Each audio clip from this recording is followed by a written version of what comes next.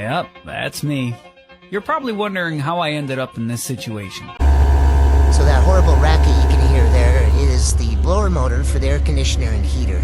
It only makes that sound on a speed of 7 or high speed. So here's 6, and here's 7. You totally hear the difference. Super annoying. It wasn't blowing as well as it could have. So I went down to the Autoport store, got a new blower motor, and there's just not much room under the dash to maneuver, as evidenced by the opening picture.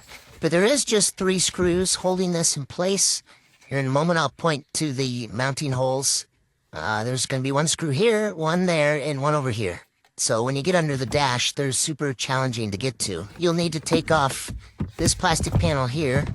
And then I also took off this felt or carpet panel underneath the dash. We'll disconnect the light so I can get it out of the way. And I skipped a lot of the unscrewing part of the video just because it's such a hard place to reach.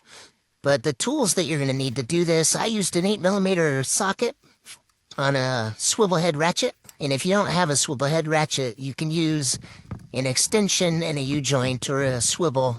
And then you'll also need a Phillips head screwdriver. So I've already removed the screws.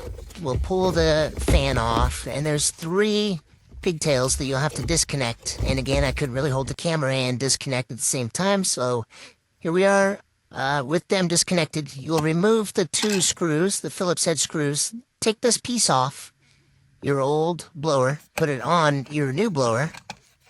Put those Phillips head screws back into place.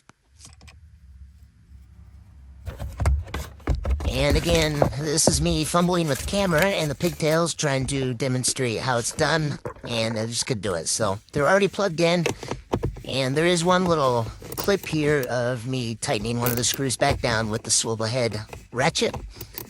And now we're going to turn the Jeep back on and see if it sounds any different.